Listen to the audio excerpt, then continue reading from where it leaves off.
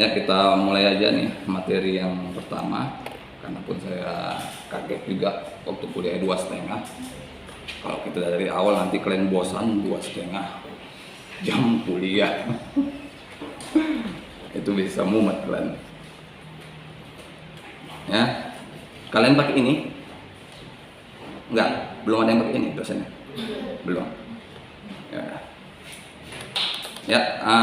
Semester ini saya dikasih mata kuliah ilmu negara sama dengan tahun sebelumnya. Jadi ilmu negara ini menurut rapat akademik terakhir itu 12 SKS. Saya belum ada silabus untuk 12 pertemuan, maupun 12 SKS 12 pertemuan. Saya pun pertemuannya semalam itu 14. Seharusnya 14 yang masih malam. Ya. Jadi yang pertama ini kita membahas dasarnya itu pengertian ilmu negara atau negaranya. Apa itu ilmu negara? Ilmu negara merupakan ilmu yang tergolong ke dalam kelompok ilmu sosial yang mempelajari asal-usul, tujuan, formasi, lenyapnya negara secara keseluruhan. Ya, jadi mulai dari muncul sampai lenyapnya harus ada catatan.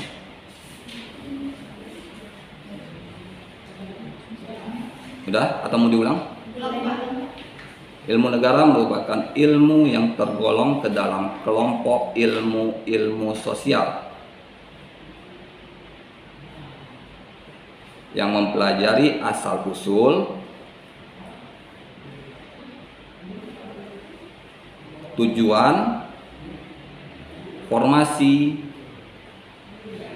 dan lenyapnya negara secara umum.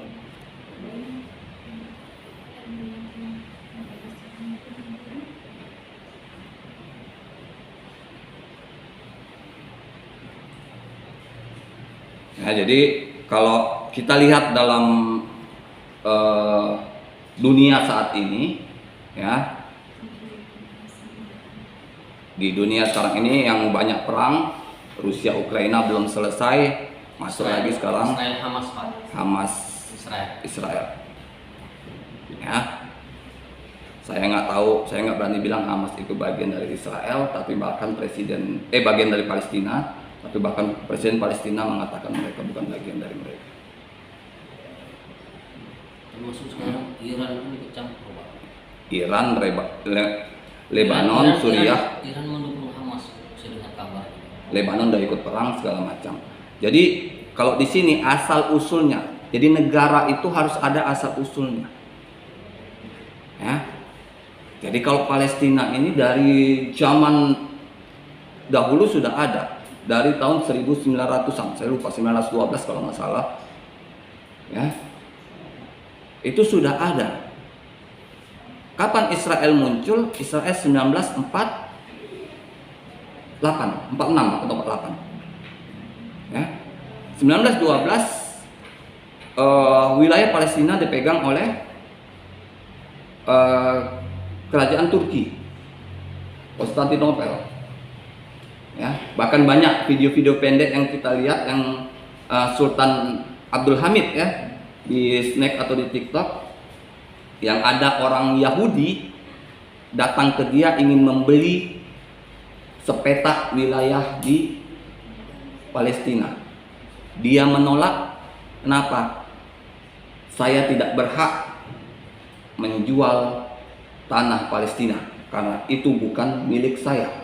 Itu milik rakyat Palestina. Dan saya tahu kalian bukan hanya kelompok kecil, tapi kalian adalah suatu negara. Kalian ingin mendirikan negara di dalam negara. Makanya waktu Sultan Hamid megang itu nggak ada. Israel tidak pernah masuk ke Palestina. Turun, ini saya cerita sedikit sejarah yang saya tahu. Turun, baru Palestina dipegang oleh Inggris. Inggris adalah koloni dari Amerika. Israel adalah buatan Amerika. Makanya dikasih waktu itu pendudukan Israel di Palestina hanya mencakup 10% wilayah Palestina. Ya. Jadi Israel ini kalau kita bilang sama dengan kuman. Dibiarkan sedikit, lama-lama makin banyak ya. Diajak kawannya lagi. Diajak kawannya banyak, masuk. Terakhir mereka menguasai. Ya. 78% daratan Palestina dipegang oleh Israel. Termasuk negara Israel itu adalah daratan Palestina. Wilayah Palestina. Nggak ada Israel. Kalian boleh cek. Ada itu peta 1912. Nggak ada di situ Israel. Ya. 1946 baru ada Israel. Jadi kalau kalian ada yang bilang Israel benar, ya lihat yang sekarang heboh, nggak tahu saya siapa namanya, yang ada yang dari Indonesia yang mendukung Israel, ada tuh dia di TV, saya ngeliat mukanya udah jijik, nggak pernah saya tonton itu, yang dia membela Israel, karena Israel udah ada duluan. Dari mana? Dia nggak paham sejarah.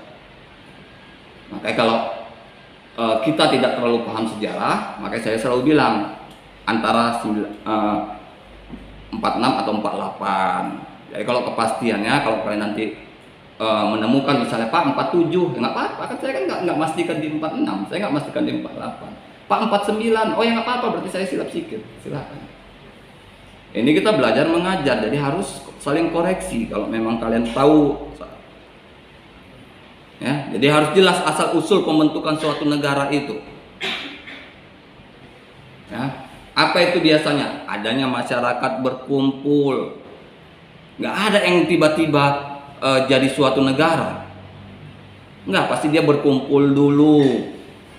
Ya, membangun nggak wilayah, dia membangun komunitas. Ya, perkumpulan dengan warga masyarakat. Besar, dia bikin pemimpin kelompok. Pemimpin kelompok lama-lama besar, nggak ada yang mengusik mereka di wilayah itu, bisalah bikin pemerintahan daerah sampai pemerintahan pusat. Itu baru jadi negara, itu baru diakui. Ya.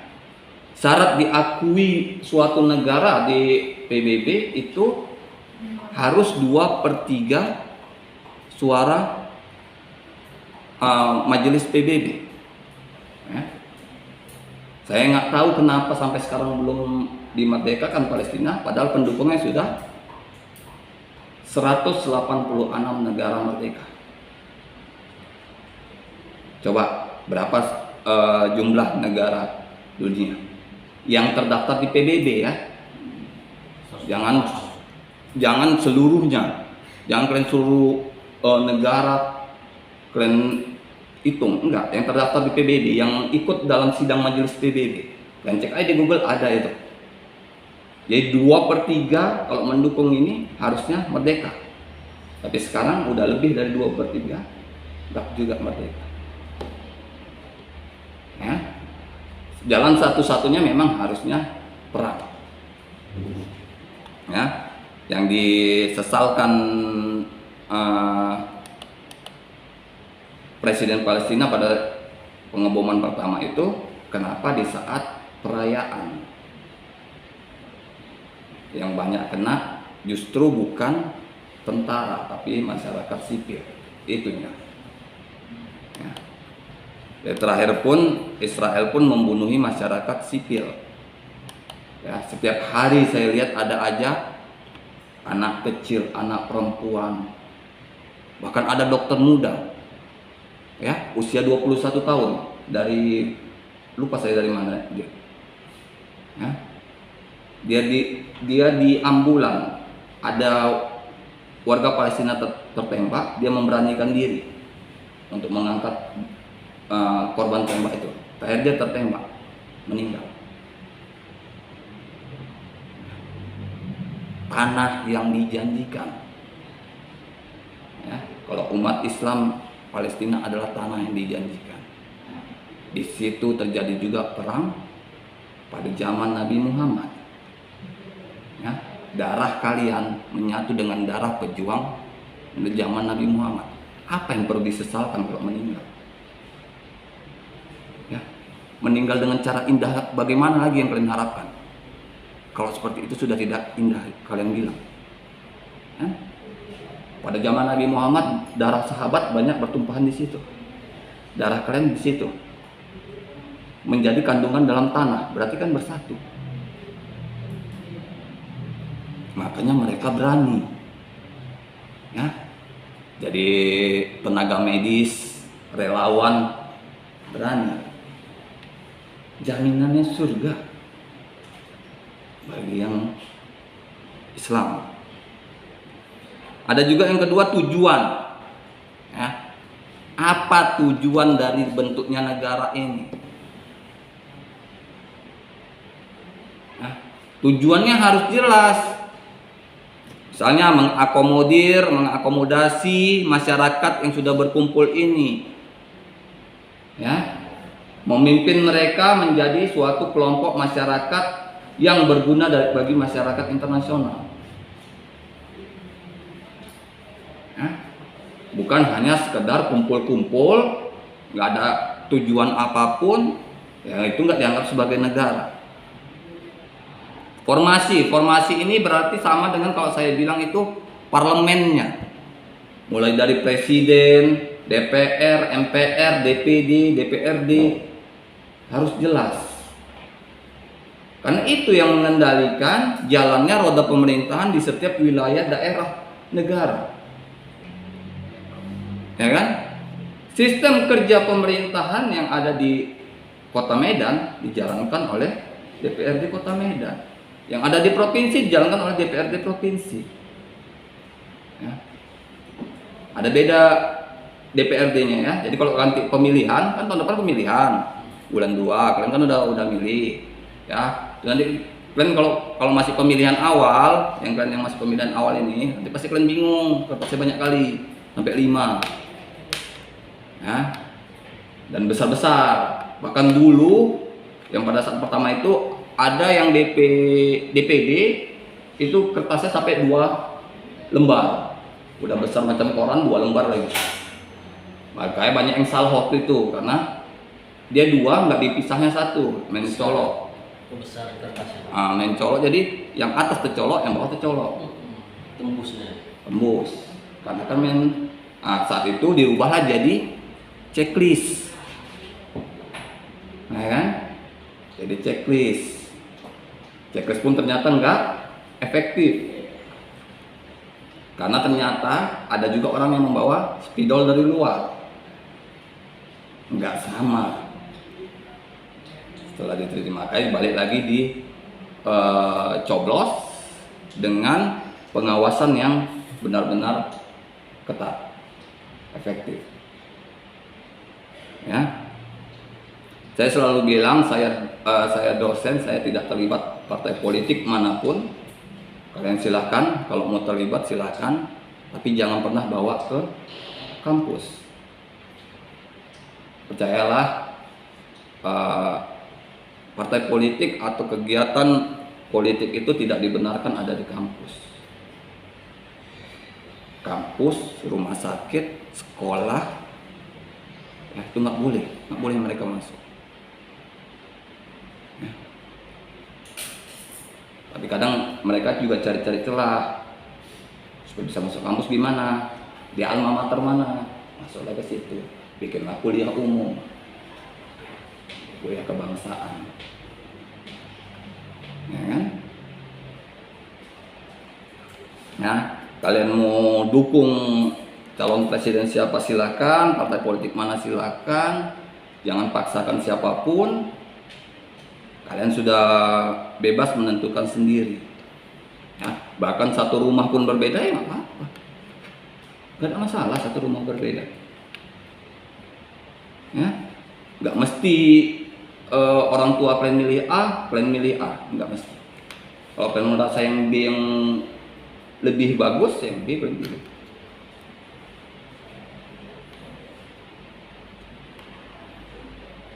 Dan ada juga lenyapnya negara secara umum. Apa ini contohnya? Kalau kalian memang baru anak tahun 90-an atau 2000-an ini ya. Dulu ada nama negara Uni Soviet. Rusia. Ya, enggak, dulu Uni Soviet. Piala Dunia 94 itu ada Uni Soviet. Ya, kalian boleh Google Piala Dunia 94 atau 90 gitu atau 98 antara tiga itulah. Saya rasa 94. Itu ada Uni Soviet, nggak ada Rusia di situ. Ya. Kenapa Uni Soviet bisa pecah? Memang ada konflik di dalam, tapi faktor utamanya bukan itu. Ya, apa faktor utamanya? Karena Amerika. Kenapa saya bilang karena Amerika? Amerika takut jika ada negara lebih besar daripada mereka. Bayangkan sekarang Uni Soviet sudah dibagi menjadi berapa? 13 atau 18? 13. Nah, gimana besar ya dulu Uni Soviet? Rusia aja sekarang udah besar kali. Ya kan? Rusia aja besar loh wilayah negaranya. Nah, jadi gimana negara-negara yang akhiran tan itu jika gabung dengan Rusia? Sebesar mana dulu Uni Soviet? Ya? Kyrgyzstan, Tajikistan, Turkmenistan, kan wilayah Rusia itu. Ya, Ukraina.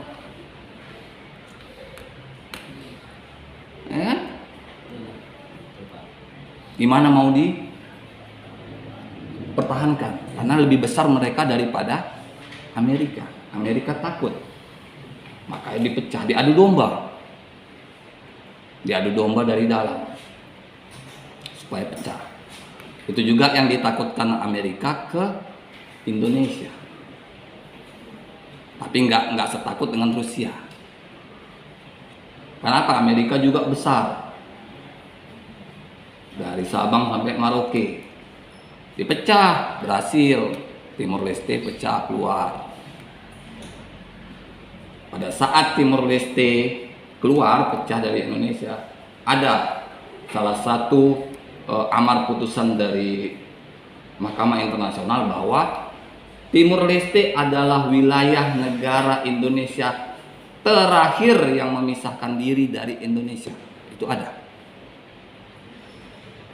Jadi Amerika udah nggak bisa ganggu-gugat lagi. Walaupun sekarang Papua lagi disulut mau merdeka, nggak ditanggapi PBB karena udah ada surat keputusan. Ya kan? Kalau udah ada surat keputusan mana mungkin ditanggapi. Nah, sekarang kita cari bedanya. Mana bedanya? Kenapa sekarang Amerika lebih takut dengan Rusia daripada Indonesia? Karena Rusia itu negara komunis. Bukan masalah itu aja. Bukan masalah itu. Karena peralatan militer mereka lebih banyak. Dan Rusia punya kapal induk. Indonesia tidak punya. Jadi Indonesia nggak bisa misalnya perang antar pulau. Indonesia tidak punya. Kalian boleh cek. Pernah ditanyakan sama Pak Prabowo waktu jadi Menhan ini, kenapa Indonesia tidak membeli kapal induk padahal sebenarnya mampu. Apa jawabannya? Kapal induk memang melindungi negara kita, Indonesia. Tapi kapal induk juga membuka pintu bagi negara luar untuk menyerang Indonesia. Tapi Pak, baru-baru ini di YouTube katanya Prabowo udah jadi di kapal induk Pak. Iya Pak. Sudah. Sudah, tapi belum masuk. Sudah. Belum. Tapi kadang sudah beli. Sudah beli, belum masuk. Bahkan udah beli pesawat tempur. Pesawat tempur nggak ada masalah. Nggak ada masalah. Dari Rusia. Kan kalau kalian tahu kalau pesawat tempur itu, ya, yang namanya pesawat tempur itu bahan bakarnya cuma hanya untuk sekali tugas. Habis. Balik ke kapal induk isi ulang lagi. nggak ada banyak-banyak. Jadi nggak, itu makanya saya bilang, kenapa Indonesia nggak ditakuti?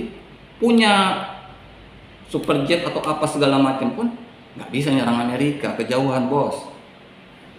18 jam kan? Berapa? 18 jam. Nah, mutar lagi nggak bisa lewat Israel karena nggak punya hubungan diplomatik. Bensin habis bensin pak. Iya. Bukan habisnya apa? Satu ke tanah lapang aja pak. Baru sampai Asia aja udah, ujung Asia aja udah habis, udah harus balik. Kalau enggak jatuh. Ya, memang harusnya seperti itu. Ya, negara-negara lain memang siap kalau untuk perang. Kenapa? Karena di negara-negara lain ada wajib militer, ya kan? Wajib militer gimana? Ya ikut latihan sama tentara. Kayak Singapura ya pak ya. Korea Selatan, Korea Utara, semua. Thailand ikut. Thailand yang udah jadi banci itu ikut apa?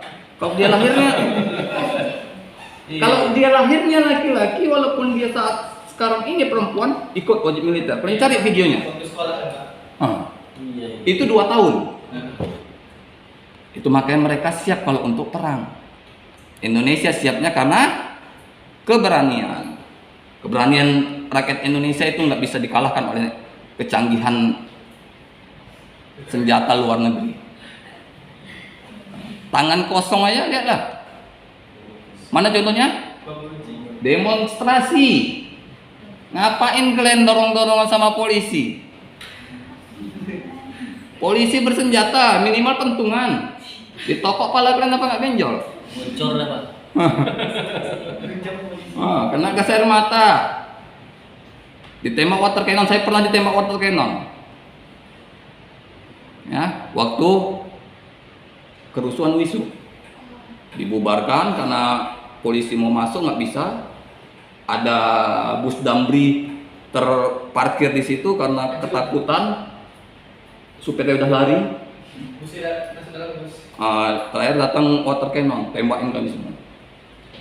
Baru bubar. Itu kalau udah terlalu malam, water cannon turun. Demo di kampus. Ya, Pecahan dari Sultan 2009. 2009. Kalau masih ada di YouTube, saya rasa kayaknya udah dihapus karena banyak unsur kekerasannya. Iya. Saya termasuk salah satu di situ. Bermodalkan helm, keajaiban waktu itu di situ, kami dilempar dari dalam, sama satpam dari dalam dilempar pakai botol Sprite, Coca-Cola seperti itu. Lempar keluar, nggak pecah. Kalian lihat, nggak pecah. Botol loh. Kalian lihat tingginya tembok Wisu itu. Berarti lemparannya tinggi, nggak pecah. Kami lempar balik, jatuh ke kepala satpamnya berdarah. Makanya maghrib itu water cannon masuk, mobil polisi masuk, satpamnya berdarah-darah. Kami nggak ada yang luka. Ya. Nah, kalau yang menangani kerusuhan seperti itu, harusnya gas air mata itu terakhir. Apalagi yang mohon maaf ya sangat kita kecewakan yang di Kanjuruhan ya. Di dalam stadion pakai gas air mata, luar biasa. Kalian tahu stadion itu pernah kalian masuk stadion Teladan? Nah, kalau udah rame ada bisa kalian bernapas lega? Nggak ada. Ya kan kalau udah rame, apalagi waktu itu rame kan di Kanjuruhan Malang kan? Iya. Penuh desak-desakan, ditembak gas air mata, pintu keluar ditutup. Bahkan ada yang bilang itu adalah pembunuhan secara tidak langsung. Banyak yang meninggal. Hati-hati, sesak napas. Perih mata bisa buta pak. Paru-paru pun terisi gas asap itu. Kena mata aja. Iya. Bisa. Masuk pun gas ke paru-paru, paru-paru jadi penuh, Iya. jadi panas, nggak bisa napas. Ya. Adapun satu pintu yang terbuka sorong-sorongan, orang ribuan, sorong-sorongan mau gimana? Siapa luan itu yang keluar? Makanya ada yang kepijak, ya, ada yang meninggal kepijak, ada yang jatuh jatuh dari tangga gelinding. Kan? Jadi yang seperti itulah tindakan-tindakan polisi dalam pengamanan negara yang kurang. Kita lihat yang di Batam, ya. Bahkan lihat video terakhir di Batam, ada kalian lihat? Yang polisi yang maju, kita saudara, jangan lagi saling menyerang. Kami juga nggak akan angkat senjata. Kami juga rakyat Melayu. Ada tuh, saya dapat di sini. Kami orang Melayu, kami nggak akan nyerang kalian lagi. Walaupun tugas yang menyuruh, kami lebih rela lagi diberhentikan daripada harus menyerang masyarakat kami sendiri.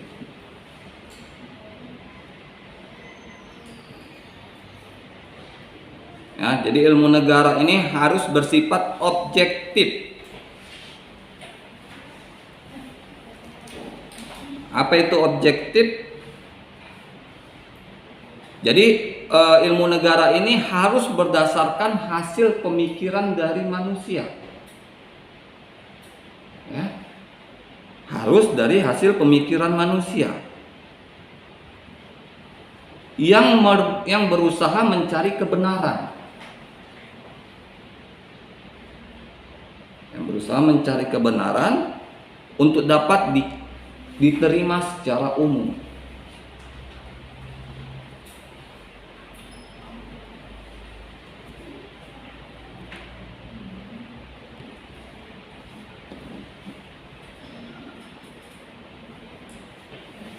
Ya. Apa maksudnya ini? Jadi kalau kita lihat pengertian ilmu-ilmu hukum ini, ilmu pengetahuan hukum ini pasti ada tokohnya, ada sarjananya, Plato, ya kan? Jadi mereka lah para pemikir-pemikir untuk menemukan suatu hakikat tentang hukum, ya, kebenaran hukum dalam masyarakat. Ya. Kita lihat sekarang juga lagi heboh apa masalah apa? Kopi sianida. Jessica. Tapi udah lama itu Pak, diangkat lagi Pak. Diangkat gara-gara film yang dibuat Netflix. Udah 7 tahun dia ditahan. Bayangkan, saya nggak bilang dia bersalah atau tidak. Bayangkan jika dia tidak bersalah, hidupnya hancur 7 tahun di dalam penjara. Ya. Maka kalau kalian nanti jadi praktisi hukum harus hati-hati. 7 tahun anak gadis orang di dalam penjara, umur 26 dia ditahan. Anak gadis loh, masa produktif. Ya, dia baru bekerja di Australia. 5 tahun dia Pak, mau kata udah pandai dia di bagian bidang sensor gitu kan. Kalau memang salah ya nggak ada masalah. Tapi yang logikanya, pengacara yang sampai sekarang udah 2 kali katanya ke penjara menawarkan gerasi, Naik banding. gerasi, pengampunan presiden kepada Jessica. Saat dia dihukum 5 tahun sama dihukum 7 tahun. 5 tahun udah bisa ngajuin gerasi karena udah menjalankan 1/3 dari hukuman, bisa ngajuin gerasi. Ya, tapi nanti kita ajukan katanya jika memang udah ada lampu hijau dari presiden. Udah dijamin loh. Apa syaratnya Om? Syaratnya kamu harus mengakui perbuatan kamu. Udah ada nih jalan untuk keluar. Apa katanya? Gak akan mungkin saya ngakui apa yang tidak saya lakukan. Ya, kalau memang dia bersalah, dia melakukan, kita bicara logika ya. Jangan bicara hukum dulu, kita bicara logika. Ini orang udah bersalah, udah dihukum, udah dipidana 20 tahun. Berarti dia bersalah. Jadi Pak, Kok dia ngaku juga? Pak, pertanyaannya kenapa itu nggak bikin CCTV di kafenya itu Pak? Yang jadi perdebatan lagi, yang diragukan, bukan itu aja. CCTV-nya itu berasal dari flash disk, bukan DVR. Seharusnya untuk barang bukti sepenting itu, barang bukti utama, harusnya DVR-nya, harusnya hard disk-nya, hard disk dari DVR itu yang diambil, bukan kopiannya. Bahkan saya dengar pernyataan pengacaranya Otto, ada yang saksi pegawai Oliver itu ketumpahan kopi di apanya, dia cuma narik sekali celananya, cuma narik sekali. Jadi di rekaman ternyata diulang-ulang seolah-olah datar. Kan nilainya udah beda. Tapi kalau dibawakan aslinya kan udah ketahuan. Kenapa nggak berani bawa aslinya? Apalagi yang saya agak ganjil. Kenapa saat persidangan kopi cyanida, Beng Beng Ong dideportasi? Padahal dia udah didaftarkan sebagai saksi. Ya. Dia udah didaftarkan sebagai saksi, dia dideportasi. Atau kan ada permainan kan ya. Itu dia bilang dia sudah membawa bukti mulai dari awal yang diperlukan sampai akhir bahwa itu dia tidak bersalah. Maka dia dipulangkan. Jadi di sini kalau banyak penilaian ya, ini harusnya kasus ini enggak naik, tapi dipaksakan naik. Kenapa? Ya, karena suatu kasus itu baru bisa naik harus ada 2 alat bukti yang kuat. 2 alat bukti yang kuat. Belum termasuk saksi ya, alat bukti. Contohnya ada apa? Iya. Mana alat bukti yang kuat? Misalnya CCTV. Mana CCTV yang menunjukkan kalau dia nuang cyanida? Tapi katanya cyanidanya cuma sebesar 0,2 miligram. Itu sama dengan Itu yang terdapat di lambung. Iya. Itu yang terdapat di lambung, bukan 0,2 yang dimaksud di kopi. Yang di kopi sekitar berapa sih? Itu ya saya lupa. 5%. 2, apa 7, lupa saya. Besar. 5%. Kalau mengandung lambung sebesar biji apel katanya. Iya, biji apel itu mengandung cyanida. Kalau kalian ketelan biji apel, kan nggak meninggal. Ya, karena itu cyanida dalam dosis kecil. Jadi ditemui ada 0,2 miligram dalam lambung. Ya kalau sebelumnya dia makan apel ketelan bijinya, ya kan? Ada loh cyanida. Lihat yang di film Korea, yang seorang ibu balas dendam membunuh pakai biji apel, bukan cyanida. Biji apel diambilnya banyak-banyak. Biji apel pun ada 1 kantong. Jadi cyanida itu racun rumput atau racun apa ya? Banyak bentuknya. Ada yang bentuknya kimia, ada yang berbentuk garam, Itu racun rumput bukan? ikan biasanya. Seperti itu. Dan logikanya, kalau kalian beli cyanida itu katanya hati-hati. Ini barang berbahaya. Berbahaya kalau kena kulit pasti Melepuh. gatal, melepuh atau gatal. Kok bisa dia santai kali? Nggak hati-hati. Itu logika. Dan yang pakar apa tuh saya lupa, yang dia dimasukkan amplop ke tasnya sama bapak si Mirna, ya, apa dibilangnya? Kalau dari logikanya, logika dia sebagai seorang praktisi, nggak akan mungkin orang membunuh itu kalau menggunakan racun pasti ingin menjaga jarak. Nggak akan ada mungkin orang membunuh dengan racun tapi dia tontonin korbannya meninggal. Tahu ujung-ujungnya dia ketahuan. Kan lebih bagus ditusuknya. Ya kan? Kita kan bicara logika, nggak bicara hukum. Ya. Biasanya kalau yang dia dalam jarak yang dekat itu biasanya memang sesuatu yang cepat. Ditusuk, dijerat lehernya. Ya. Nah, kalau memang ada dua penilaian, kalau memang betul si Jessica ini bersalah, saya juga ambil penilaian itu, berarti coba tolong periksa kejiwaannya. Kenapa saya bilang bisa dia sanggup melihat orang memegang nyawa di depan dia?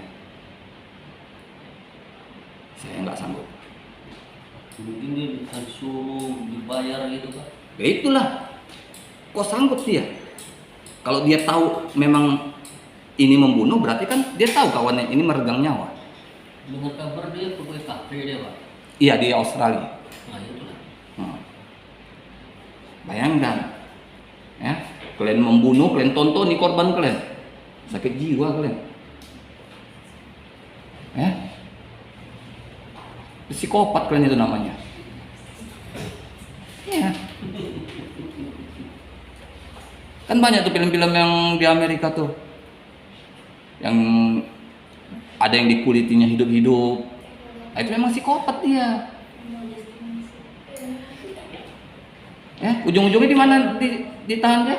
Nggak ditahan, dimasukkan rumah sakit jiwa dengan penjagaan tingkat tinggi. Memang sakit jiwa kalau memang dia benar melakukannya. Kirim ke rumah sakit jiwa, periksakan ke psikiater. Ya. Yang kedua, ilmu negara itu bersifat sistematis. Apa maksudnya? Pengertian-pengertian yang diperoleh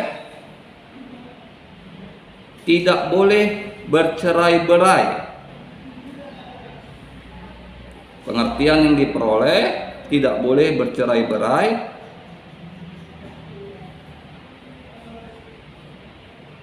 melainkan merupakan satu kesatuan yang erat dan utuh.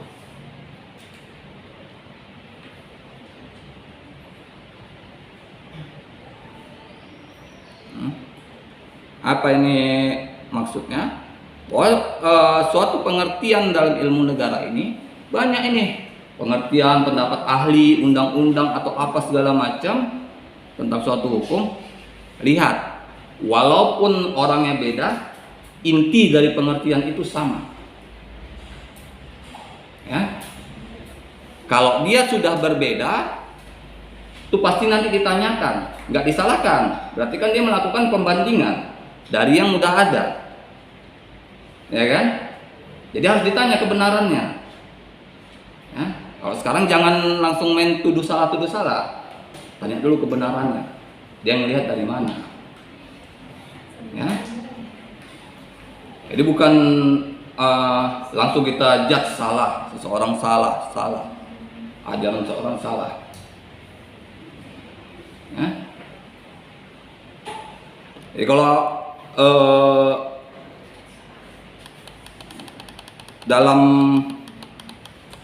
kita ambil juga contoh dalam Islam, dalam sholat, kalau kalian tahunya yang kalian kerjakan aja, itu berarti kalian nanti bilang yang lain itu bid'ah. Kenapa? Saya lupa, di Maroko kalau nggak salah saya, itu takbir pertama itu gini, nggak gini. Apa yang kalian bilang itu? Bid'ah. Toh Maroko nggak ada dikejar Arab Saudi, bid'ah. Nah, itulah ada dia gimana kebiasaan di setempat. Ya, jadi hukum itu gitu juga. Nah, saya ngambil contohnya seperti itu.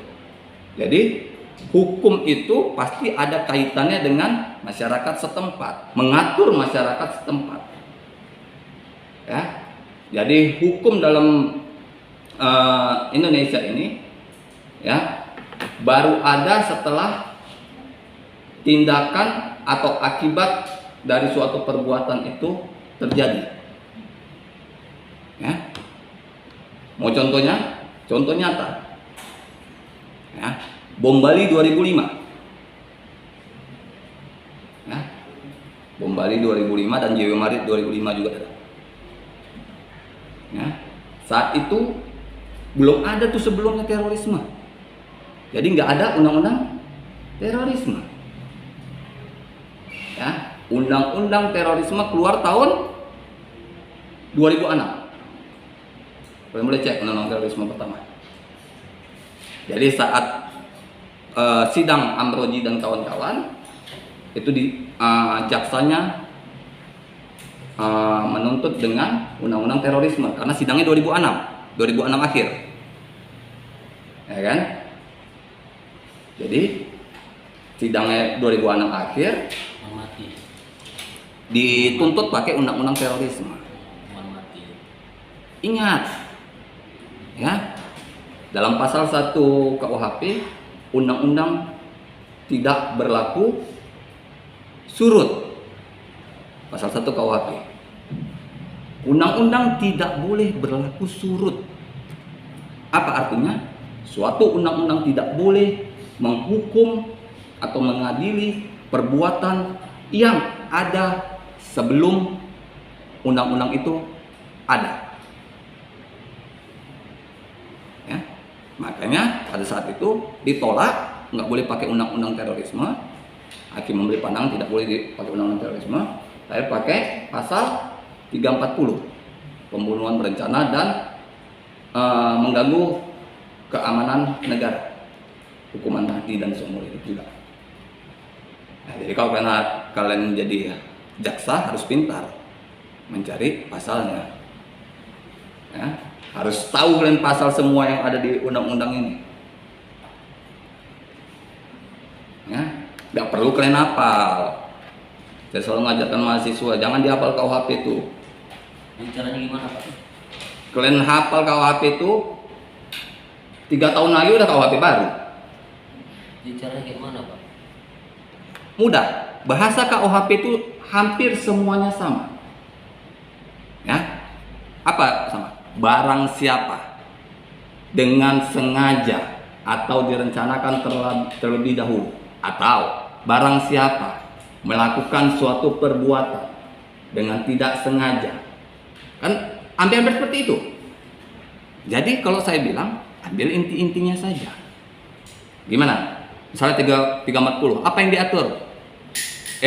Siapa orangnya? Seseorang atau kelompok orang. Apa yang diatur? Pembunuhan berencana.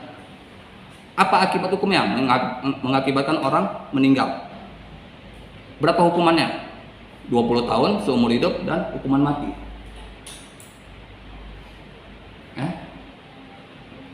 Inti-intinya.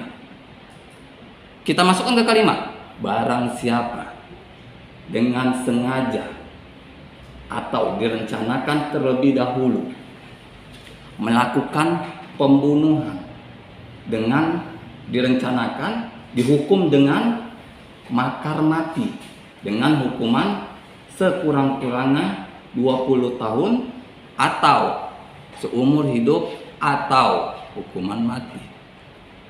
Kan bahasanya itu semua.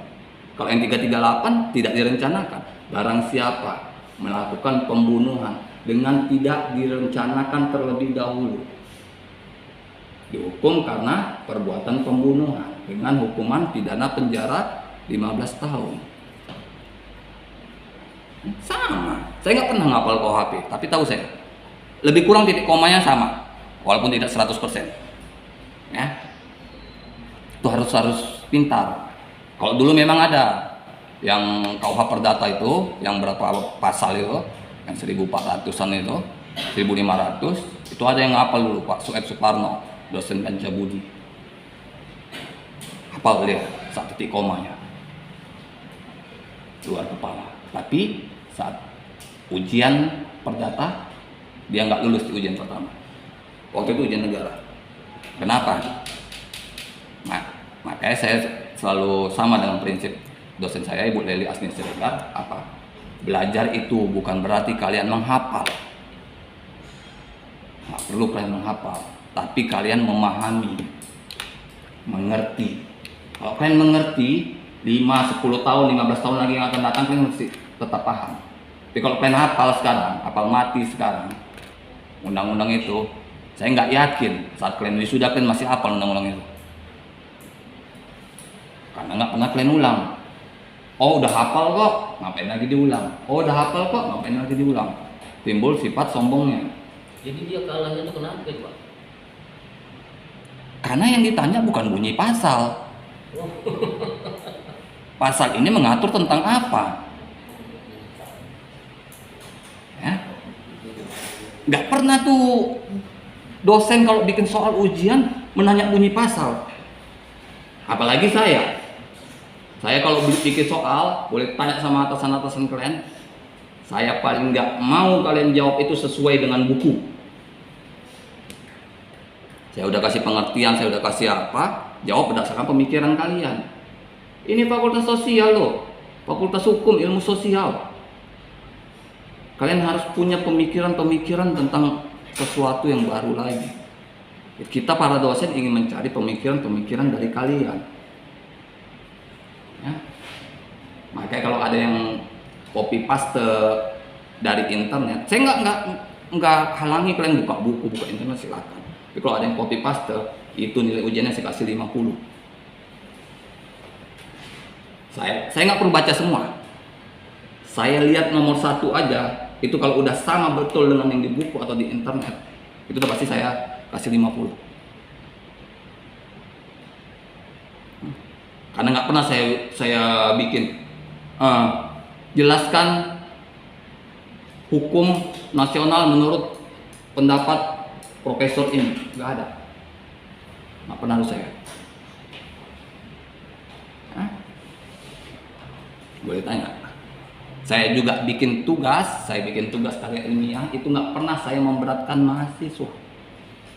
Saya suruh bikin tugas karya ilmiah, saya suruh kalian kirim ke email saya, nggak perlu print.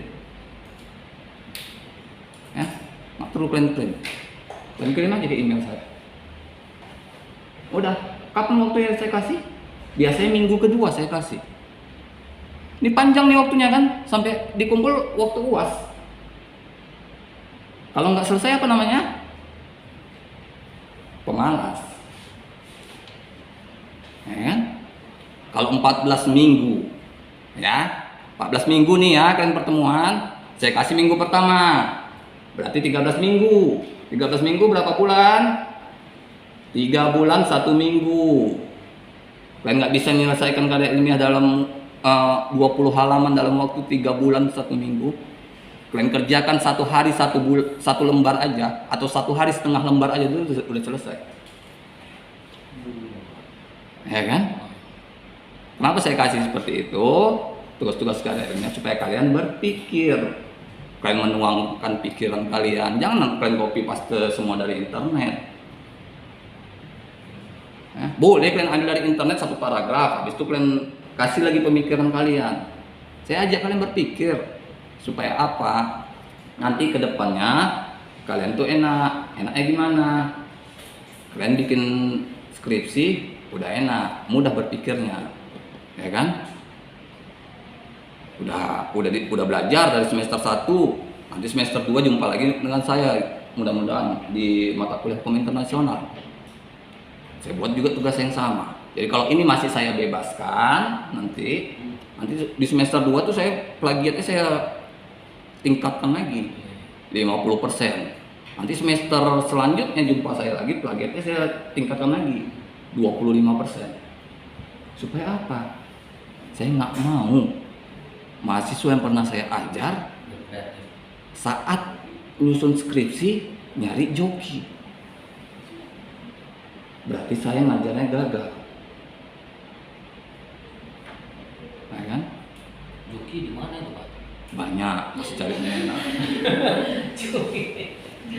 Banyak itu. Ya, saya nggak mau. Lebih bagus kalian buat sendiri, banyak salahnya, daripada kalian joki betul semua. Apa bedanya nanti saat kalian ujian, seminar atau sidang? Kalau kalian joki, kalian pelengak-pelongok. Ditanya dosen penguji, kalian nggak ngerti apa-apa. Kalau bukan kalian yang bikin. Tapi kalau kalian ngetik sendiri, walaupun nggak hafal, kalian bisa baca skripsi itu 1 atau 2 kali, titik komanya kalian tahu. Di halaman 1 itu membicarakan tentang apa, 2 tentang apa, 3 tentang apa. Pasti kalian tahu, walaupun kalian nggak tahu betul isinya apa. Pasti sudah ada gambaran, oh waktu halaman 20 aku ngetik ini. Nah ini ada coba jawab. Kan? Itu bedakan.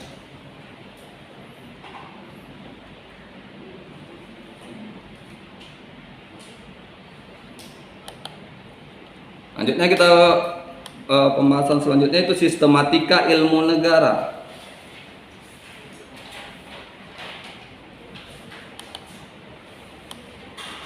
Yang pertama, ilmu negara sebagai ilmu pengetahuan dalam arti yang sempit.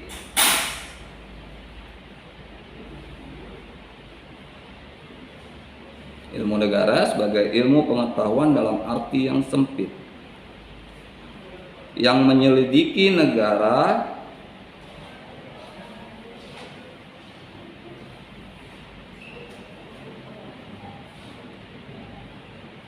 dalam keadaan abstrak dan umum.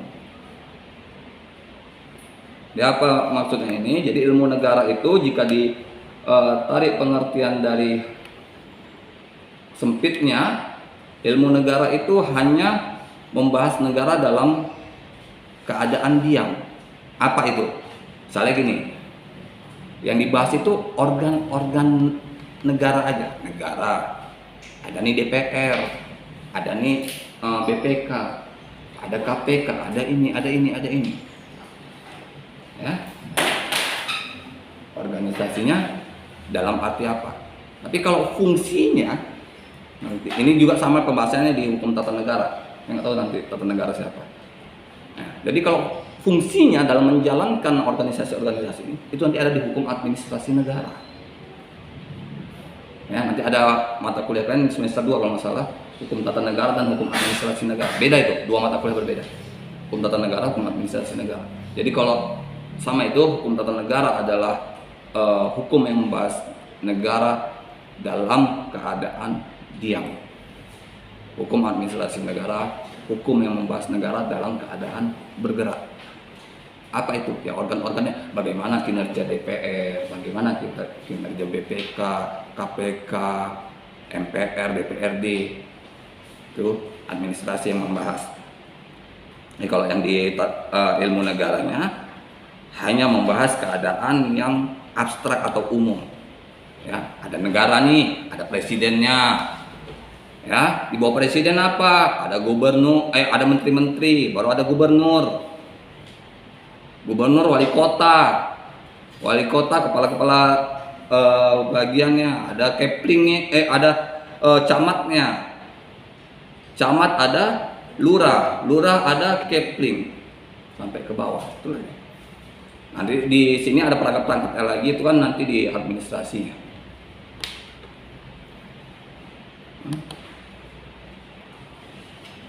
Kalau dalam arti luas terbagi dalam 2 kategori, yaitu ya ilmu negara dalam arti luas terbagi dalam 2 kategori.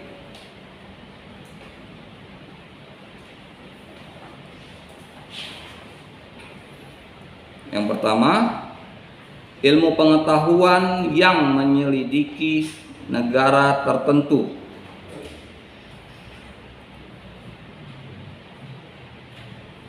Ilmu pengetahuan yang menyelidiki negara tertentu. Apa contohnya? Misalnya mempelajari lembaga negara, peradilan negara, dan sebagainya. Lembaga negara, peradilan, dan sebagainya.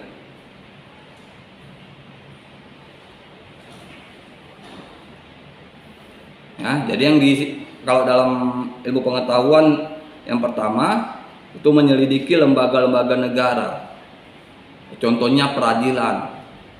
Ya, bagaimana peradilan di Indonesia ini berjalan. Ya. Ada berapa peradilan kalau kalian tahu?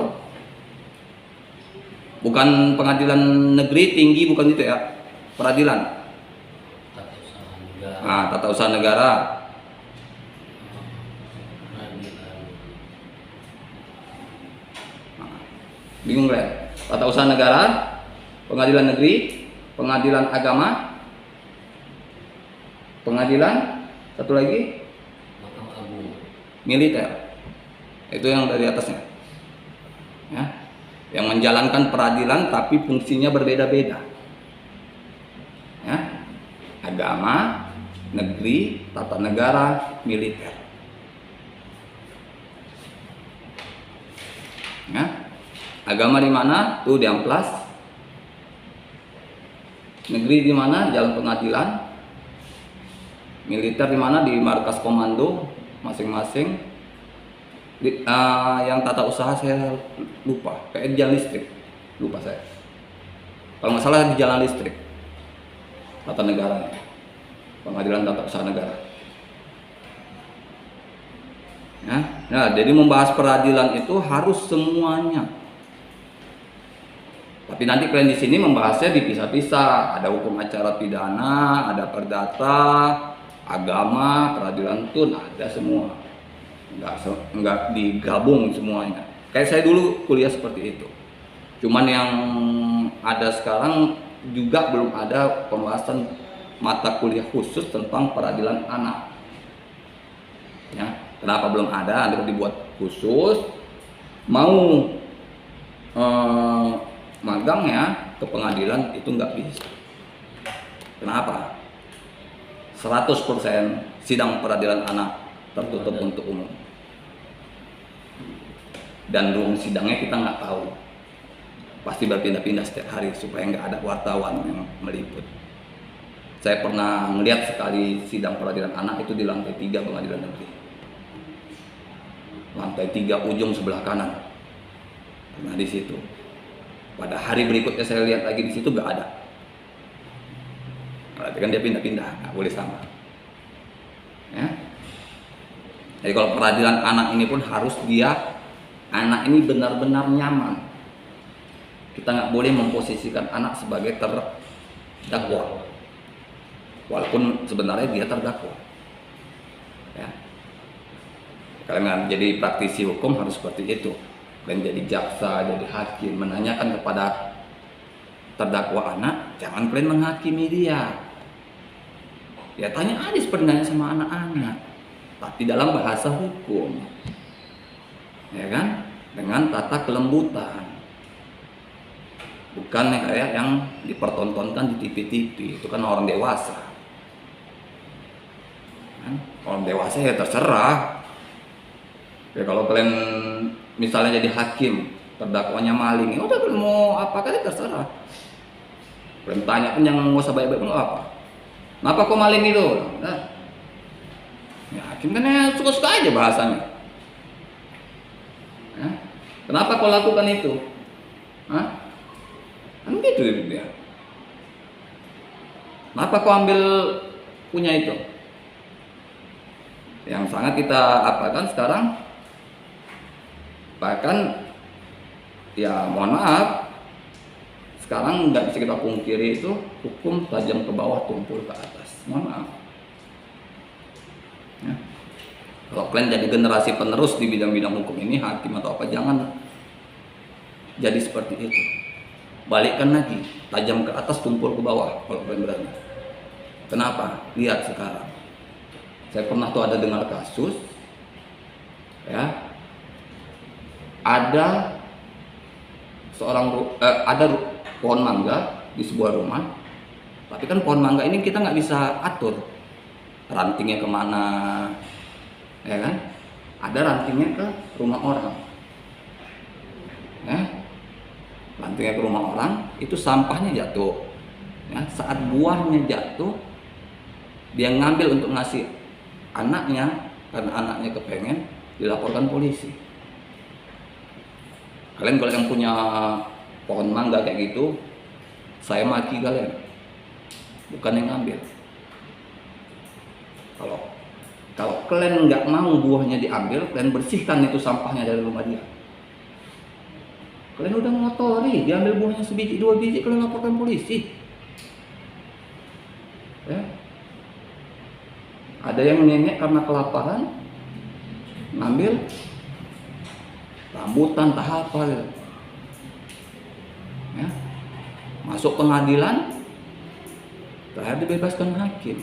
Atau kadang ada juga yang nyuri selop ya dihukum 2 bulan kurungan. Ya. Kok udah gawat kali bertetangga kita saat ini. Ya. Asal apa-apa main lapor. Itu bangga kali itu, apalagi di TV atau di sosial media, di YouTube segala macam. Ya. Apalagi contohnya yang kasus Denny Sumargo ya, yang ada perempuan bilang punya anak dari dia. Ya, ada tuh di Snack. Ya, ada 2 tokoh tuh, satu perancang busana, satu Denny Sumargo kalau nggak salah. Ya. Saya ingatkan kalian ya perempuan ya, saya ingatkan kalian. Kalian punya anak di luar pernikahan, itu nggak ada hubungan nasab dengan ayah maupun keluarga ayahnya, ayah anak itu. Kalian harus tahu resiko itu. Anak kalian berbuat. Ya. Jadi sebagai contoh, kalau kalian nanti misalnya, maaf kata lah, ada perempuan punya anak luar kawin, lihat aktenya nggak ada nama ayah walaupun dia nikah. Ya. Pasti kalau membuat akte ini minta surat kelahiran. Nggak bisa tuh. Dan dalam hukum Islam juga, kalau anak luar nikah, yang berhak, kalau dia perempuan, yang berhak menikahkan adalah ibunya, keluarga ibunya. Gak berhak keluarga ayahnya. Bantah cakap saya kalau kalian punya undang-undang lain. Nggak boleh. Kalau yang nikahkan ayahnya atau keluarga ayahnya, nggak sah anak itu menikah, berzina seumur hidup. Harus jujur aja. Jadi siapa yang bisa? Abang ibunya, adik ibunya, bapak ibunya, om ibunya. Ya, jadi udah jelas nih, dalam hukum nasional kita pun, anak luar kawin itu aktenya kan nggak ada nama ayah, ya kan? Berarti kan nggak dicatatkan. Ngapain gembor-gembor di media sosial? Apa yang mau kalian tuntut? Nafkah? Menuntut pakai hukum apa kan biaya nafkah? Saya tanya sama kalian, menuntut pakai apa biaya nafkah? Nggak ada. Undang-undang peradilan agama, undang-undang perlindungan anak, nggak ada. Betul saya bilang nggak ada. Boleh kalian cari. Karena anak luar nikah nggak punya ikatan hukum apapun, bahkan ikatan darah di agama Islam pun nggak ada. Ikatan waris ya, ikatan waris bukan darah, maaf, ikatan waris. Dia nggak berhak mewarisi dari ayahnya. Dia hanya berhak mewarisi dari ibunya. Ya, jadi harus paham. Jadi kalau kalian nanti misal jadi penasihat hukum, kalian dapat orang seperti itu mengadukan, lebih bagus kalian tolak. Kalau kalian nggak bisa menerangkan, kalian tolak aja. Nah, kalian takut menerangkan, takut menyinggung, ya kalian tolak. Maaf Bu, kami lagi banyak kasus, nanti takutnya nggak tertangani, mungkin bisa tempat lain. Mohon maaf ya Bu ya, dan udah selesai. Kami timnya masih sedikit, masih 2 orang, masih 3 orang, bilang. Udah. Karena memang enggak. Sampai masuk YouTube, masuk Snack, masuk TikTok. Mau tes DNA, udah tes DNA sekali, mau tes DNA lagi yang kedua kali di luar negeri. Dia udah tes DNA di rumah sakit terkenal di Indonesia yang terjamin. Kenapa nggak percaya? Kalau nggak percaya ngapain semua tes DNA di situ? Kalau tes DNA di rumah sakit pertama udah 0%, mau 100 rumah sakit di seluruh dunia tempat 0%. Kecuali tadi di 60% misalnya masih diragu-ragukan. Ya.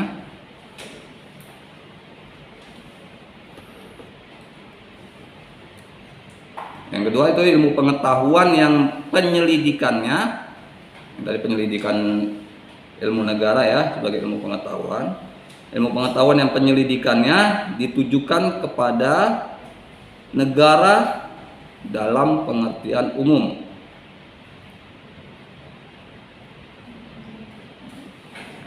Ilmu pengetahuan yang penyelidikannya ditujukan kepada negara dalam pengertian umum,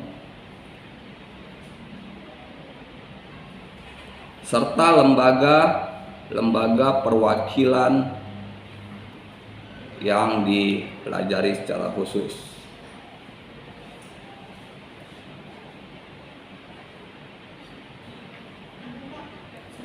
Serta lembaga-lembaga perwakilan yang dipelajari secara khusus.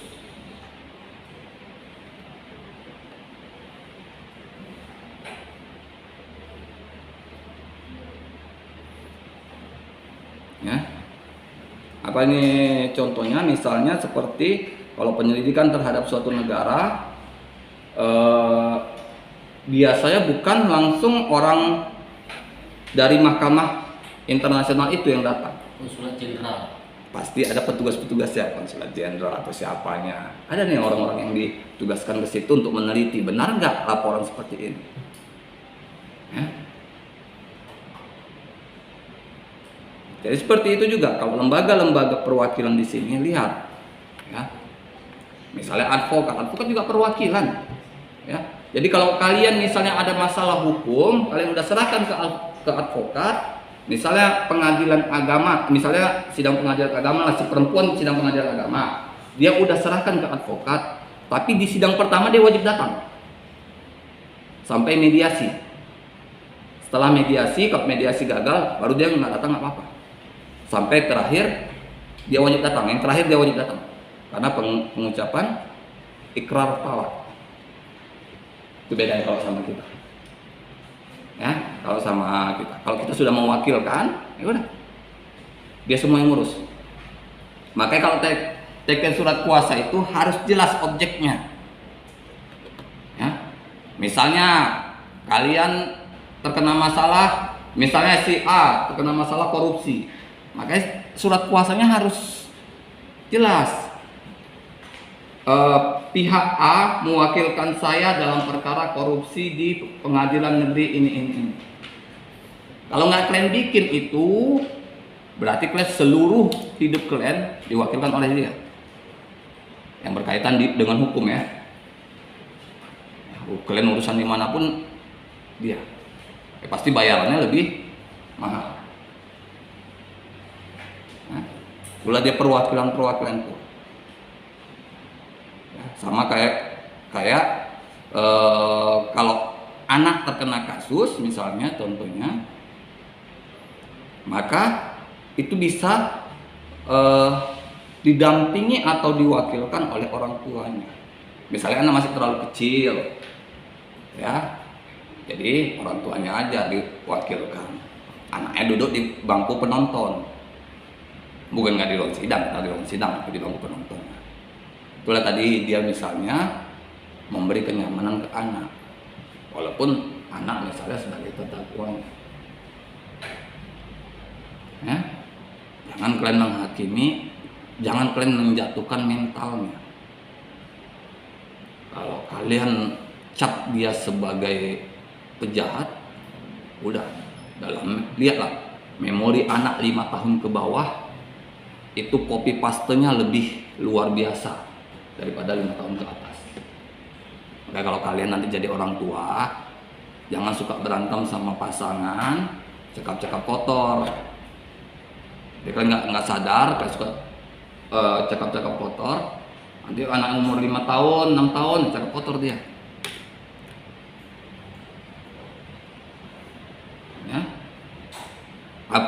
Apa contohnya?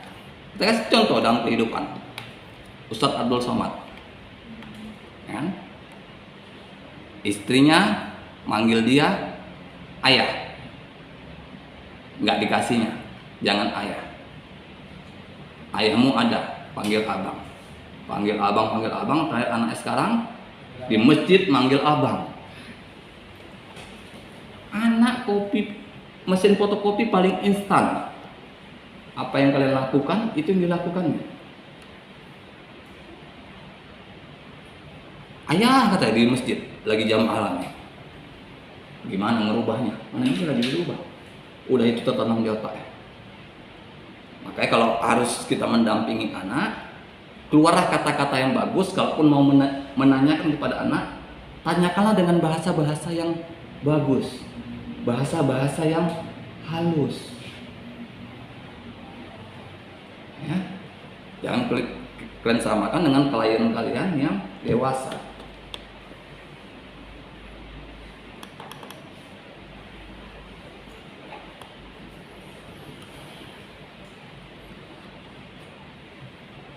Selanjutnya kita bahas keterkaitan ilmu negara dengan ilmu-ilmu lain.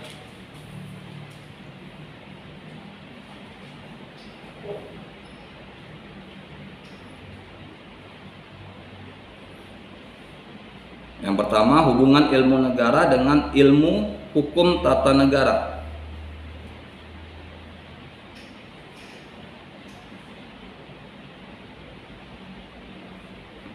Apa sih maksudnya? Kalau di ilmu negara mempunyai objek penyelidikan bersifat umum. Kalau di hukum tata negara lebih kepada sifat khususnya. Kalau ilmu negara dia umum, kita membahas negara secara umum, hubungan negara secara umum. Jadi kalau secara khususnya hukum tata negaranya ada. Kalau hubungan negaranya kita jumpa di hukum internasional. Kalau hukum internasional saya yang megang. Ya. Jadi di sini letak kesamaannya. Ya, kita bicara keterkaitannya tadi ya. Objeknya sama-sama negara. Ya kan? Jadi ilmu negara tadi negara secara umum. Ya, negara ada ini, ada ini, ada ini. Ya. Kalau di hukum tata negara, dia bicara tentang negara dan lembaga-lembaga negara. Ya. Apa lembaga negara yang terkait di dalam suatu negara itu? Ya.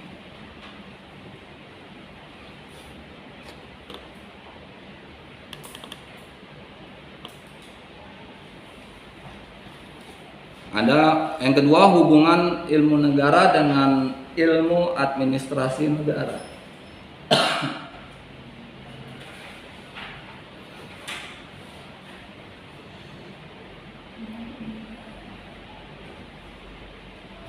Kalau ilmu negara seperti yang tadi ya pengertiannya, yang mengatur tentang negara secara umum.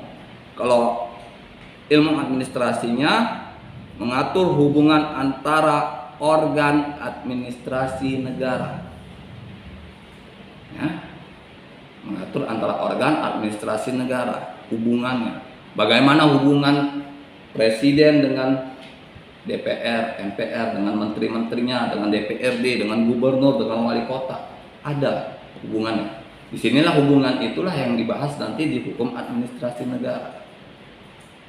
Ya, bagaimana hubungannya dalam pelaksanaannya dalam kinerja negara.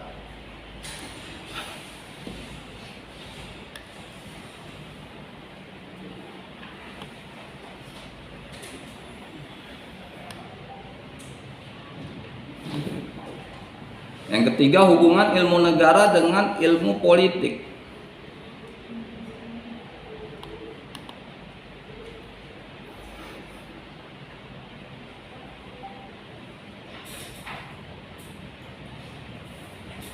Ya. Apa hubungannya di sini? Kalau ilmu negara seperti yang sebelumnya juga, Apa kaitannya dengan ilmu politik? Kalau ilmu politik ini adalah sesuatu yang memang hidup dalam suatu negara. Pasti ada politiknya. Apa itu pembahasan politik, partai politik, anggota partai politik, ya, semua harus ada. Disitulah bagaimana negara itu bisa berkembang. Jadi dalam suatu negara partai politik itu juga harus ada yang mendukung, harus ada yang oposisi. Ini harus. Kenapa? Sangat tidak baik atau tidak sehat suatu negara kalau seluruh partai pendukungnya mendukung pemerintahan.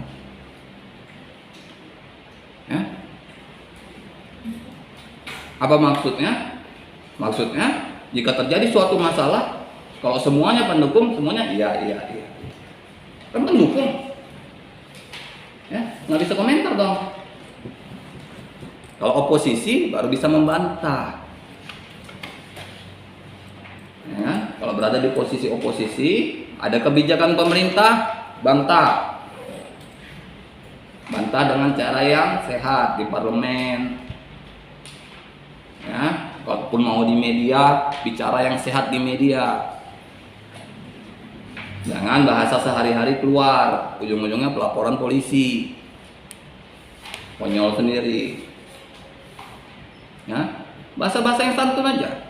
Kalau kita mau menghina orang, gak usah sebut orangnya. Ada tuh orang itu, dia minjem uang sama saya 300.000 sih. Katanya sih untuk sekolah anaknya. Tapi udah 5 tahun gak dibayar-bayar, janjinya cuma 5 hari. Kan kita menghina seseorang, tapi kan gak tahu orangnya. Saya nggak menyebutkan orangnya. Ya, jadi kalau kalian menghina orang yang minjam uang bisa cara seperti itu. Kalian tulisnya di Facebook kalian. Ada nih teman saya, mau saya bilang teman dari mana? Teman kan banyak, teman rumah, teman SD, SMP, SMA, kuliah kan banyak teman. Malah minjem uang, tapi udah sekian lama nggak dibalik-balikkan. Kalau di Facebook kalian ada dia, ada teman-teman kalian yang lain, ya pasti dia malu. Kok bilang aku ya? Ini aku bayar. Tapi kalau dia nggak malu, luar biasa. Karena yang berurusan seperti ini sama saya nggak malu. Memang betul, yang saya bilang tadi 5 tahun memang betul. Ujung-ujungnya saya curhat, bukan ngasih contoh. Memang betul. Pinjam 300 untuk sekolah anaknya, janji 5 hari, udah 5 tahun nggak bayar. Itu apa? Konyol deh. Masih kecil 300 kali miliaran baru. Kenapa? Karena ternyata ya, mohon maaf, di polisi juga ada kasus pencurian yang bisa dilaporkan, nilainya 2 juta. Saya barusan bilang pagar rumah saya. Ya, diangkut orang, nggak bisa dilaporkan. Buat pagar tuh nggak sampai 500 katanya, atau polisi. Kalau ujungnya awak yang malu. Buat pagar kenapa? Kalau buat pagar lagi, pagar yang itu dibuat lagi kan nggak sampai 500. Kan maksudnya supaya malingnya cerah gitu loh. Percuma, sakit hati. Udah ada contoh di tempat saya. Ya, maling sepeda, ketahuan, ketangkap, dapat dia tempat dijual, penadahnya dapat semua. Nah, cuman disiksa dia 7 hari di penjara, habis itu lepas dia. Bayar dia. Enggak, memang enggak kuat. Karena objek curiannya enggak kuat, enggak terlampau besar. Ya, jadi daripada kita maksakan ini objek jalan, bagus polisi ngasih uang berapa kerugianmu? 500.000. Nah, ini menjalankannya lebih dari 5 juta. Ya kan? Tapi kalau nilainya 2 juta plus, 2 juta atau 2 juta ke atas, kan udah ada suatu hal yang lebih di sini. Bisa. Bisa. juga Pak. Bisa. Dengan bukti-bukti yang kuat, kalau kita punya masalah, laporkan. Itu langsung diperiksa.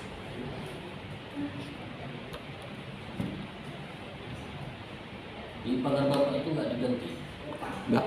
Tapi sekarang masih terbuka aja.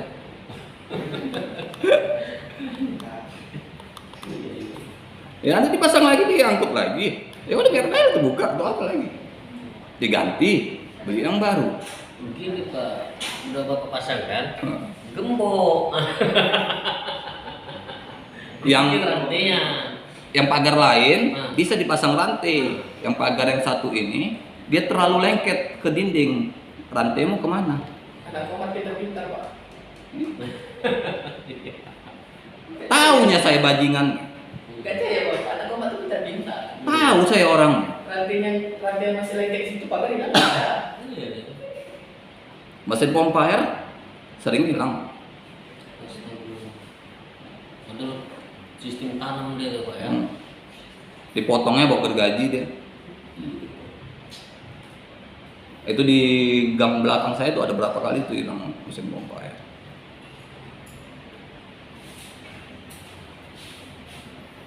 Yang keempat, hubungan ilmu negara dengan ilmu ekonomi.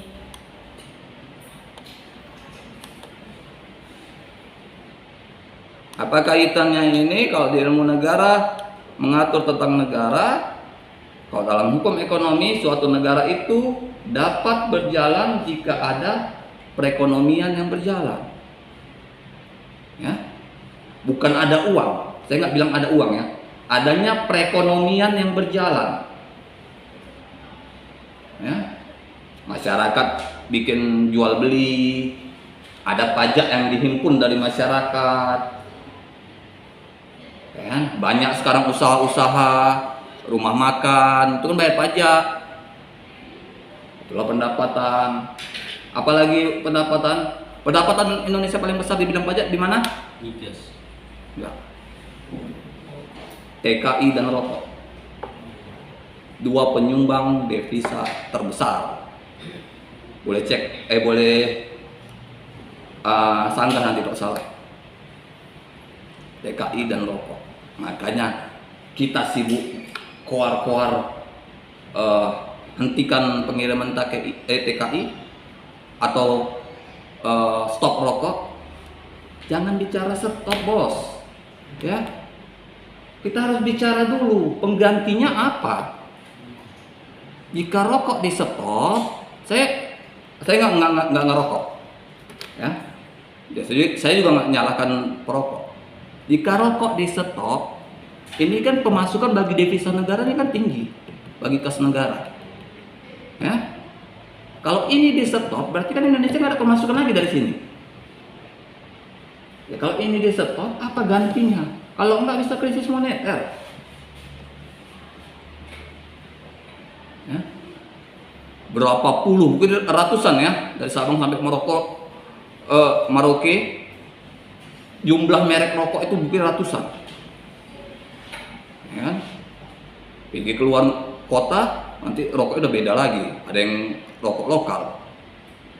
Ya di sini aja udah rokoknya udah ada Marlboro. 20 sampai 50 ada. Yang rokok yang 8.000 sebungkus pun ada. Galan. 8.000, 9.000 Gaya dalam pergaulan. ada. Jadi kalau itu di stop semua, oke nggak apa-apa di stop. Cari dong gantinya. Kalau nggak mau lagi kirim TKI ke luar negeri, oke stop. Ya, cari gantinya dan cari lapangan pekerjaan untuk TKI ini. Ya. Kalau dia nggak dikirim lagi, berarti kan dia pengangguran di Indonesia. Ya. Apa ada yang bos-bos itu mau nerima ART misalnya lebih dari 5 misalnya? Kalau artis ya lah kayak Raffi Ahmad 30 ada orang di rumahnya. ART 30 ada. Lain dengan orang rumah produksinya. Tapi kalau orang-orang biasa apa ada? Nggak ada. Makanya jangan pernah kita keluar-keluar sesuatu yang memang betul, tapi kita belum temukan solusinya.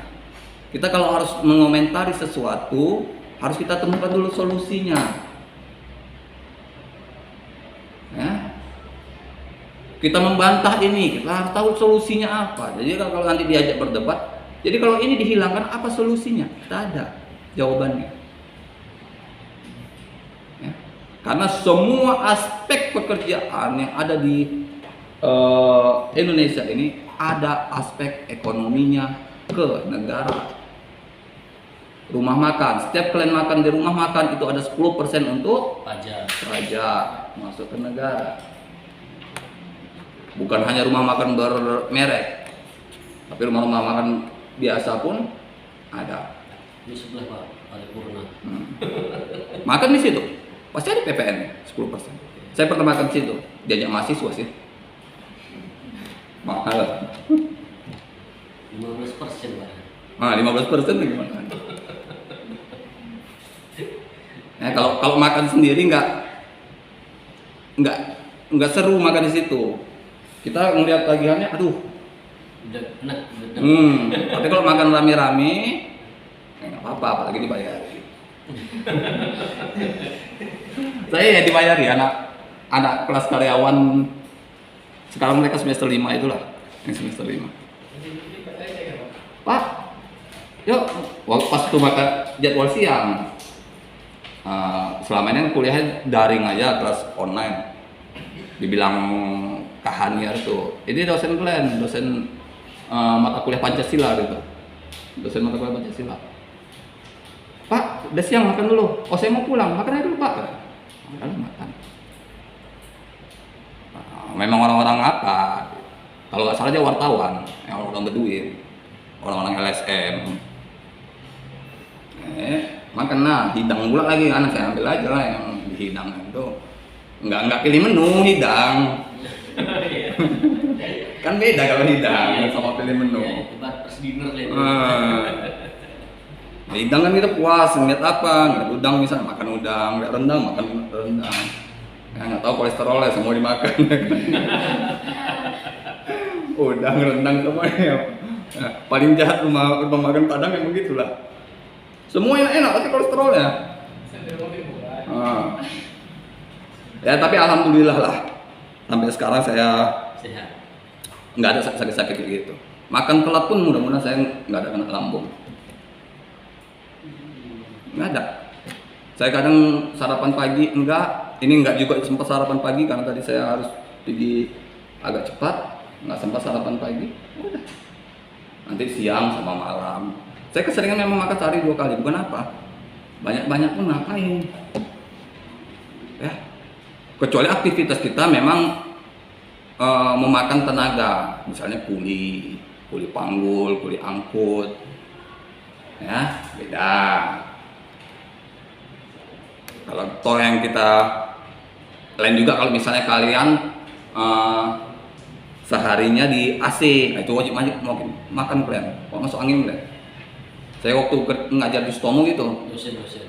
Nah, ngajar di Stomo saya. Masuknya kan malam, jam 6 sampai jam 8. Jadi kan nggak sempat makan malam itu. Masuk angin. Malam masuk angin. Kena AC. Jam 6 apa? Bukan makan malam. Saya biasa makan malam jam 8. Ya. Jadi itulah harus sesuai dengan apa yang kita butuhkan.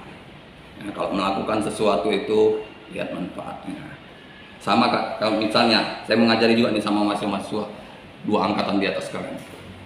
Kalian bermimpi nih mau ngambil pengacara misalnya, contohnya kan. Tapi mikirkan dana kok tinggi kali. Kan ada celengan rencana nabung itu. Kenapa nggak kalian beli 1 hari 5.000 kalian coret? 4 tahun kalian berapa duitnya udah? Apa nggak cukup untuk biaya pengacara? Ya kan? 1 hari kalian kuliah berapa hari? 5 hari apa 6 hari? 4 hari. 4 hari. Nah, 20 seminggu. Nah, sebulan 60. Setahun 600. 3 juta. 4 juta udah 4 tahun. 4 tahun kalian kuliah. 4 juta lebih. Bisa untuk mau satu pengacara. Untuk ujiannya tinggal nambah dikit. Tergantung rencana kalian ke depan apa. Kecuali lagi kalian memang dari keluarga orang yang berada, udah diprogramkan nih masuk S1 hukum, S2-nya nanti ambil notaris. Berarti udah ada rencana. Itu nggak ada masalah. Kalian mau nabung mau nggak ada masalah. Tapi kalau kalian belum ada rencana, masih abu-abu, masih bayang, lebih baik seperti itu. Nggak bisa 5.000 Pak, jajan saya nggak sampai segitu, belum lagi kena ongkos, 2.000. Ya kan? Nggak bisa juga Pak, 1.000 juga nggak bisa, udahlah. Nggak usah nabung lah sama sekali. Udah 1.000 juga nggak bisa. Ya kalian hemat lah, kalau misalnya laki-laki merokok, kurangi rokoknya 2 batang. Bisa masuk 5.000 ke celengan, ya kan? Ya, buang rokok 2 batang, kurangi 2 batang bisa. Ya, kalau yang perempuan misalnya jajan-jajan, beli minuman-minuman itu, misalnya 1 hari 2 botol, jadi 1 botol lumayan. Ya kan? Minuman-minuman botol. Kan 5.000 harganya satu kan? Kalian beli 2 10.000, kalian cut 1, misalnya kalian kuliah dari pagi sampai sore, ya 1 tuh harus kalian bisa kan sampai sore. Jangan langsung kalian habiskan, jadi kalian meminumnya sesuai yang butuh, ya kan? Kalau sekarang kalian masih enak, dibiayai KIP, biaya negara, ada reguler katanya 3 orang, ya enak kalian apa? Tapi setelah kalian nanti tamat, kalian bingung, tamat sarjana, ya?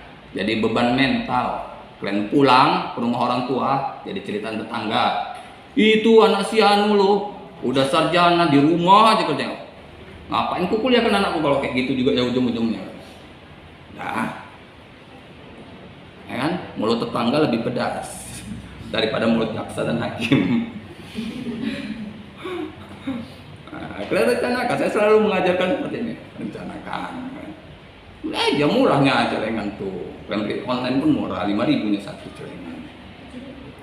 Di online di Lazada ada 5.000. Pajak ayam 7.000 yang itu Pak. Iya, di Celengan pajak ayam. Enggak, dia ada celengan yang ada nomornya. Iya. Nah, di sini ada yang 7.000, beli 7.000, ada nomor itu. Target misalnya, kalian mau targetnya misalnya 5 juta, beli celengan yang targetnya 5 juta. Sehari berapa? Misalnya 5.000, ya udah. Jadi saat kalian masukkan 5.000, kalian coret. Misalnya 5.000 coret. Kalian simpan yang apa? Tempat yang betul-betul aman. Mana tahu kalian punya adik di rumah, tangannya geratil, kalian Udah siap.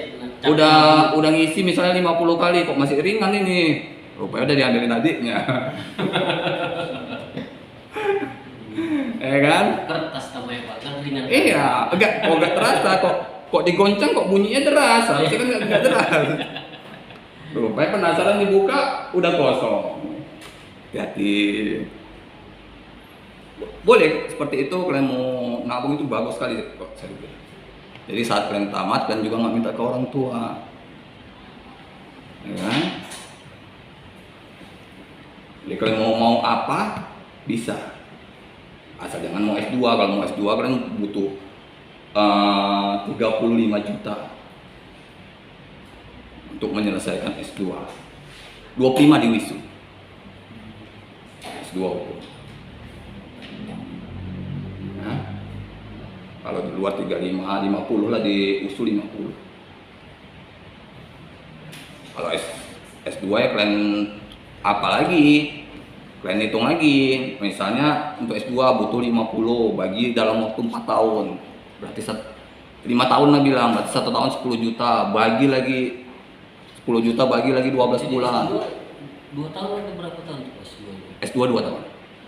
2 tahun. Dimanapun 2 tahun. Ya, saya rasa sampai sini pertemuan kita untuk pertemuan pertama ini. Lumayan ada juga materi. Kalau kita semua nanti Pak, dikirim ke WA ya Pak. Ya. WA. Oke. Kita ketemu lagi minggu depan ya. Iya.